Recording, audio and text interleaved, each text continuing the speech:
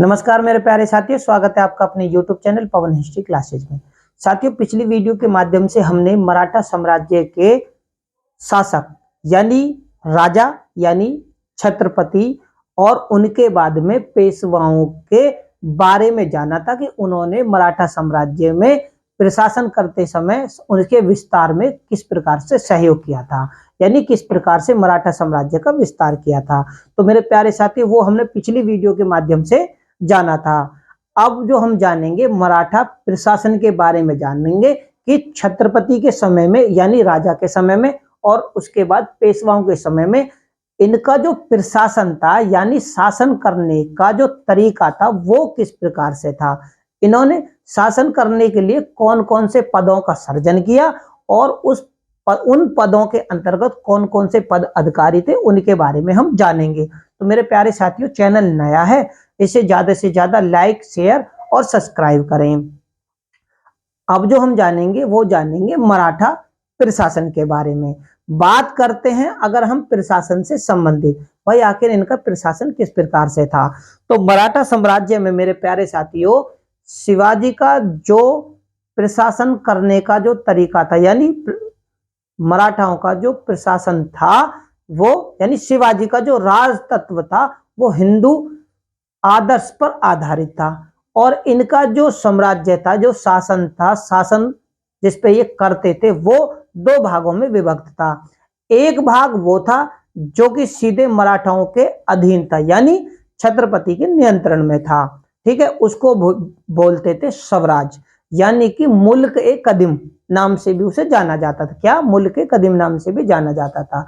दूसरा, क्योंकि दो प्रशासन जो था इनका दो भागों में विभक्त था, एक तो होगा मराठों के सीधे नियंत्रण में, दूसरा था मुगल बादशाह और बीजापुर के बादशाहों के अधीन। लेकिन उस साम्राज्य पर कर यानी जो चौथ वसूलते थे वो वसूलते थे मराठा। तो यानी कि अब दो भागों में हो गए, एक तो नियंत्रण वाला मराठाओं के नियंत्रण वाला, दूसरा हो गया कि दूसरे राजाओं के तो अधीन था लेकिन उस पर से जो कर यानी चौथ जो वसूलते थे वो मराठा। इस प्रकार से इनका प्रशासन दो भागों में विभक्त था। अब इसी प्रशासन को शिवाजी ने शब्दावली जो तैयार की थी वो किस प्रकार से की थी। तो शिवाजी ने रघुनाथ पंडित थे, कौन थे? रघुनाथ पंडित थे, उसके माध्यम से यानी उन्हीं के नियंत्रण से, निरीक्षण नहीं, निरीक्षण से शिवाजी ने क्या किया, एक राज्य व्यवहार कोष तैयार कराया था। क्या?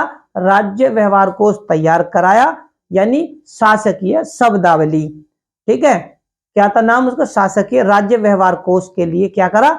शासकीय शब्दावली शिवाजी ने तैयार कराई थी जिसे शब्दकोश का नाम दिया गया। ये हो गया प्रशासन से संबंधित कि भाई प्रशासन के लिए उन्होंने कौन सा नया शब्दकोश तैयार किया और प्रशासन दो भागों में विभक्त था मोटे स्तर पर, ठीक है। प्रशासन से संबंधित यही पूछा जाएगा। अब हम जो जानकारी लेंगे वो लेंगे शिवाजी के केंद्रीय प्रशासन से संबंधित कि भैया केंद्र में कौन कौन से अधिकारी थे और उन अधिकारियों के क्या क्या कार्य थे जिनके आधार पर पेपर में क्वेश्चन पूछे जाते हैं। उसके बाद में हम जानेंगे मराठाओं के प्रांतीय प्रशासन के बारे में, सैन्य व्यवस्था के बारे में, इनके आर्थिक, राजनीतिक, धार्मिक और सांस्कृतिक जीवन के बारे में भी हम जानेंगे। तो मेरे प्यारे साथियों, अब जानते हैं हम केंद्रीय प्रशासन के बारे में कि भाई केंद्रीय अगर प्रशासन की हम बात करें तो केंद्र का जो प्रशासन था शिवाजी का, उसमें थे आठ प्रधान यानी अष्ट प्रधान के नाम से भी उन्हें जाना जाता था। 8 मंत्री थे, अष्ट प्रधान बोले जाते थे। इन मंत्रियों के लिए भी यानी जो व्यक्ति विशेष थे 8, इनकी सहायता के लिए यानी 8 मंत्रियों की सहायता के लिए भी शिवाजी ने कुछ अन्य पद अधिकारियों की भी नियुक्ति की थी जो इन मंत्री परिषदों की सहायता करेंगे, उसका सहयोग करेंगे प्रशासन चलाने में। तो वो कौन कौन से थे उनके बारे में भी जान लेते हैं। जैसे केंद्रीय प्रशासन 8 मंत्रियों की नियुक्ति शिवाजी ने की थी। अब ये मंत्री परिषद से भिन्न थे यानी मंत्री परिषद में थे छोटे अधिकारी, ये उनसे ऊपर के अधिकारी थे, ठीक। अब इन्होंने क्या करा, इन्हें अष्टप्रधान बोला जाता था। ये केंद्रीय प्रशासन देखने के साथ, यानी प्रशासन देखने के साथ साथ ये राजा को भी परामर्श देते थे, सलाह देते थे, लेकिन राजा इनकी सलाह मानने के लिए बाध्य नहीं था। ये पहले से ही होता आया है, यानी राज्य का सर्वोच्च न्यायाधीश और सर्वे सर्वा राजा ही होता था। अब ये क्या है, इनकी सहायता के लिए शिवाजी ने क्या करा, दीवान और मजूमदार और फडनवीस, ठीक है, दीवान, मजूमदार, फडनवीस, सबनवीस और कारखानिस और चिटनिस, क्या, चिटनिस और जमादार और पोतनिस, ये वो अधिकारी थे जो कि मंत्री परिषद की सहायता करेंगे। अब इनके क्या कार्य थे उनके बारे में भी जान लीजिए, क्योंकि पेपरों में पूछा जाएगा। जैसे कि देखो, फडनवीस जो था, फडनवीस क्या करता था, अर्थ विभाग का मंत्री था और ये अष्टप्रधानों की सहायता करता था, ठीक है। सबनवीस क्या था, ये राज्य के दस्तावेज देखने वाला अधिकारी था शिवाजी के समय में, यानी मराठाओं के समय में। और कार्नवीस कौन था, ये सेना की आवश्यकताओं की पूर्ति करने वाला अधिकारी था। और चिटनिस जो था वो राज्य के आज्ञा पत्रों की देखरेख करने वाला अधिकारी था, कि राज्य में कौन कौन से आज्ञा पत्र थे, कौन कौन से दस्तावेज तैयार करने थे, वो चिटनिस का कार्य था। जमादार, ये खजाने की देखरेख करने वाला अधिकारी था, कि खजाने में कितना राजकोष जमा है, कितना व्यय करना है, कितना कहीं से उगा के लाना है, किसको क्या निर्देश देने हैं, वो जमादार। पोतनिस यानी प्रतिदिन का खर्च, यानी कि मराठा साम्राज्य के जो अधिकारी थे, खुद स्वयं छत्रपति भी ये किस प्रकार से प्रतिदिन खर्च होता था उसका व्यय का ब्यौरा लिखने वाले जो अधिकारी था वो यही था, पोतनिस। अब इन अधिकारियों को भी मराठा साम्राज्य में क्या दिया जाता था, नगद दिया जाता था, वेतन जो मिलता था इन्हें नगद मिलता था। हालांकि अब से पहले जितने भी शासक हुए वेतन के आधार पर क्या करते थे, या तो मनसबदारी या जागीरें दी जाती थी, नगद वेतन के रूप में उन्हें जमीनें दी जाती थी, लेकिन इनको वेतन नगद ही दिया जाता था, इन्हें जागीरें नहीं दी जाती थी मराठा साम्राज्य के अंतर्गत। अब जानते हैं केंद्रीय प्रशासन के अंतर्गत जो कि शिवाजी ने अन्य और भी अधिकारी थे जो अष्टप्रधान के अंतर्गत आते थे।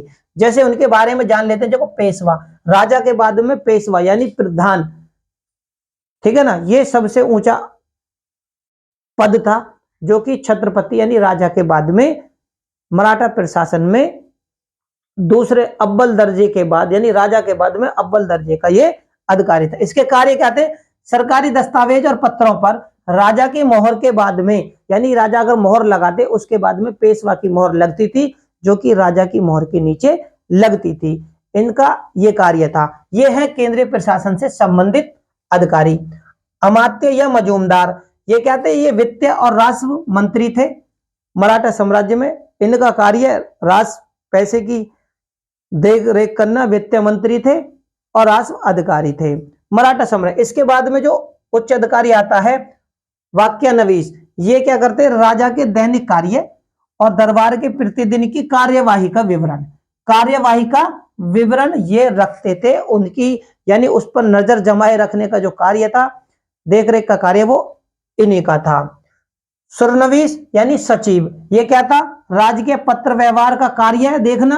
क्या था इसका कार्य, राज्य के पत्र व्यवहार का कार्य देखना। और परगने के हिसाब किताब की जांच करने का जो कार्य था वो इसी का था। अब मराठा साम्राज्य में परगने केंद्र प्रशासन के बाद, यानी कि जैसे होते थे ना सूबे, परगने, जिले, फिर गांव, सबसे छोटी इकाई तो देखो हर उसमें गांव ही है, ठीक है। मराठा साम्राज्य में गांव को हम जानेंगे इनकी प्रांतीय प्रशासन के अंतर्गत, ठीक है ना, महल भी कहा जाता था, ठीक। दबीर या सुमंत, ये क्या थे, विदेश मंत्री होते थे। क्या थे, मराठा साम्राज्य में इनका जो कार्य था वो विदेश मंत्री का कार्य था। दूसरे देश के यानी दूसरे राज्य के, जैसे आजकल आप आधुनिक समय में देखते होंगे कि हमारे विदेश मंत्री कभी कोई से देश जा रहे हैं, कभी तो उस समय क्या था, राज्य थे, तो ये विदेश मंत्री उनसे संपर्क साधना, संधि करना और अपनी आवश्यकताओं की चीजें उनसे लेना, कुछ आवश्यकताओं की चीजें उन्हें देना, ये कार्य इनके थे। सेनापति यानी सरे नौबत, सेनापति को क्या कहा जाता था, सरे नौबत।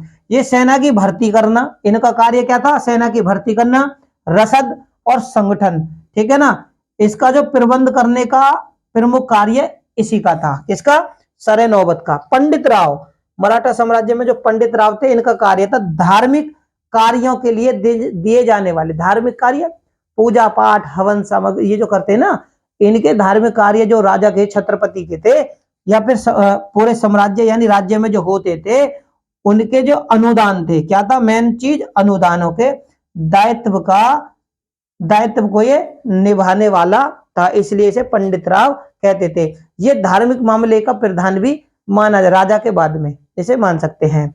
न्यायाधीश, भैया न्यायाधीश कौन था? न्यायाधीश भाई सबसे पहला न्यायाधीश तो राजा, राजा के बाद में अगर केंद्र में कोई न्यायाधीश था तो यानी पेशवा ऊंचे पद पर थे, उन्हें भी सारे अधिकार मिले हुए थे, लेकिन फिर भी शिवाजी ने न्याय के लिए एक न्यायाधीश की नियुक्ति की थी, जो कि राज्य के सभी दीवानी और फौजदारी, दीवानी मामले जो कि राष्ट्र से संबंधित थे, और फौजदारी जो कि झगड़ों से संबंधित थे, इन सब की देखरेख यानी इन मामलों को जो देखते थे उन्हें क्या कहते थे? न्यायाधीश। तो मेरे प्यारे साथियों, ये था मराठा साम्राज्य का केंद्र प्रशासन, कि भैया केंद्र को चलाने के लिए मराठाओं ने कौन कौन से पद और उनके अधिकारियों की नियुक्ति की, और इन नियुक्तियों के अंतर्गत क्या, इन पदों पर जो अधिकारी थे उनके कौन कौन से कार्य थे, उसके बारे में मेरे प्यारे साथियों आप लोगों ने जानकारी ली होगी, और यह जानकारी आपको विस्तार से भी मिली होगी। तो मेरे प्यारे साथियों, चैनल नया है, इसे ज्यादा से ज्यादा लाइक, शेयर और सब्सक्राइब करें। मैंने डिस्क्रिप्शन बॉक्स में लिंक दिया हुआ है, वहां पर जाकर आप हमारी सारी वीडियो को देख सकते हैं। और किसी भी सवाल से संबंधित, अगर समस्या से संबंधित आपको कोई सलूशन चाहिए, ठीक है, सुझाव चाहिए, तो मुझे कमेंट बॉक्स में आप मुझसे जवाब दे सकते हैं और जवाब ले सकते हैं। तो मेरे प्यारे साथियों, मेरा चैनल नया है, इसे ज्यादा से ज्यादा लाइक, शेयर और सब्सक्राइब करें। धन्यवाद।